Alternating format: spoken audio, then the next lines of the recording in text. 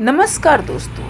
आज मैं आपको फिर एक छोटी सी चुलबुली सी लड़की जो महज 18 साल की है, दिल्ली के नांगलोई से एक सनसनीखेज खबर उड़कर आती है जो सोनिया नाम की एक चुलबुली लड़की रहा करती थी और अक्सर फ़ोन पर बातें किया करती थी। जब कोई पूछता कि किससे बात कर रही हो तो हमेशा की तरह एक ही जवाब देती, भूत से।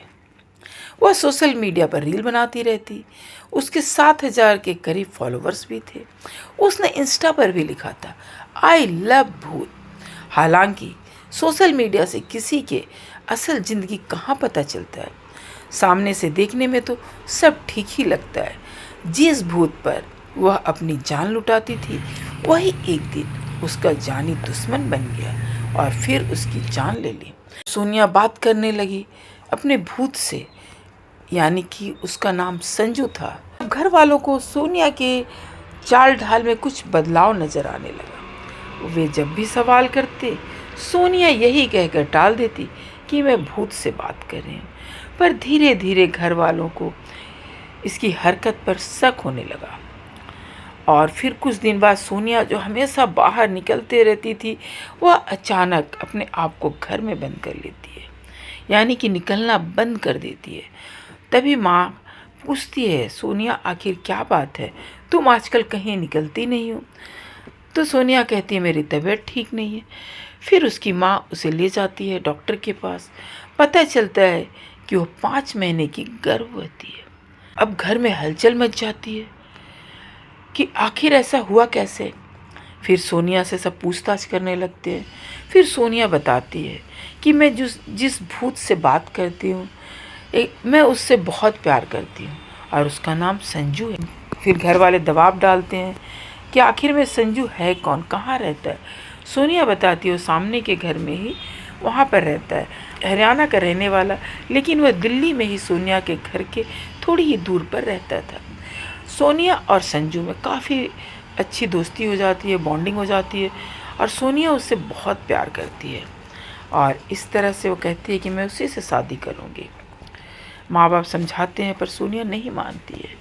इसके बाद एक दिन संजू जो है सोनिया से कहता है, यानी कि करवा चौथ वाले दिन, कि तुम अपना सामान लेकर आ जाओ, हम लोग शादी कर लेंगे। सोनिया बहुत खुश होती है। वह अपना सामान पैक करती है और घर से निकल जाती है बिना किसी को बताए और क्योंकि उसके अंदर एक खुशी थी कि अब मुझसे संजू शादी करने वाला है।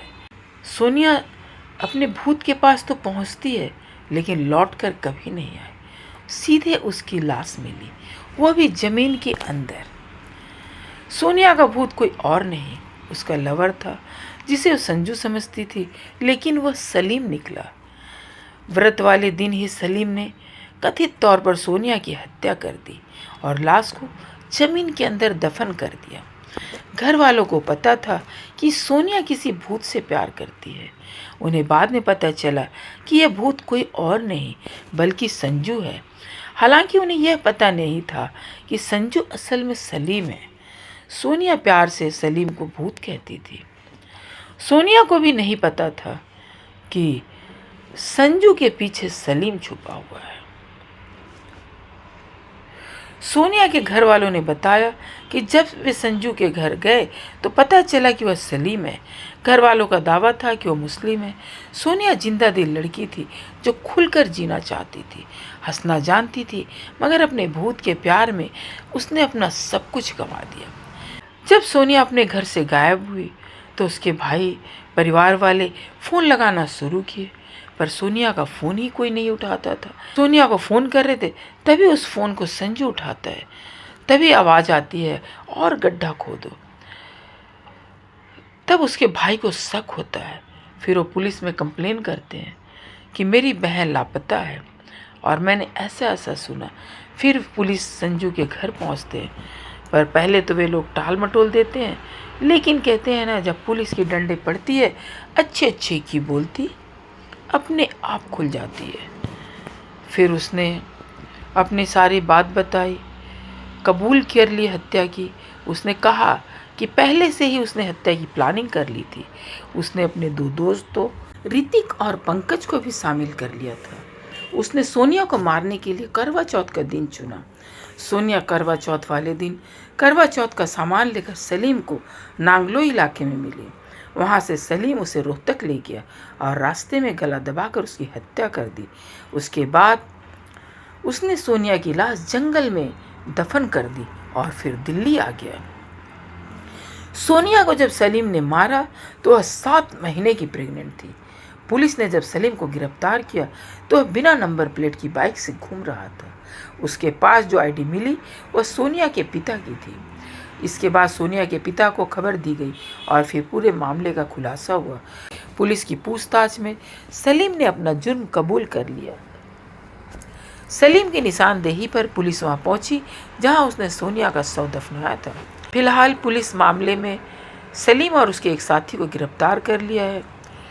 पुलिस इस बात का पता लगा रही है कि क्या सोनिया को पता था कि संजू असल में सलीम है। इस हिसाब से मामले में आगे की कार्रवाई की जा रही है। अभी सलीम पता नहीं कितनी बार अपनी आईडी बदला है और कितनी बार इसी तरह से कितनी सोनिया को इसने मारा है। छानबीन जारी है। तो दोस्तों, आपने देखा किस तरह एक लड़की प्यार में इतनी पागल हो जाती है कि आगे पीछे सोचना बंद कर देती है। उसे समझ नहीं आता, इतना जल्दी विश्वास कर लेती है किसी पर, ये भी नहीं देखती कि वाकई में वो संजू है या सलीम है। तो इस कहानी बताने का उद्देश्य हमारा किसी की भावनाओं को ठेस पहुंचाना नहीं, बल्कि समाज में हो रहे इस तरह के अत्याचारों से आप सबको अवगत कराना था। अगर आपको लगता है इस सच्ची घटना से आप कुछ सीख लेते हैं तो प्लीज़ कमेंट करके बताइएगा कि संजू उर्फ सलीम को किस तरह की सज़ा मिलनी चाहिए। सोनिया के साथ जो संजू उर्फ सलीम ने किया, क्या उसने सही किया? अगर गलत किया तो इसे किस तरह की सज़ा होनी चाहिए? सोनिया तो सीधी सादी लड़की थी जिसने अपनी जान गंवा दी। इसी तरह की और भी खबरें जानने के लिए, क्राइम रिपोर्ट जानने के लिए हमारे वीडियो में बने रहें। हमारे चैनल को लाइक से सब्सक्राइब जरूर करें। धन्यवाद।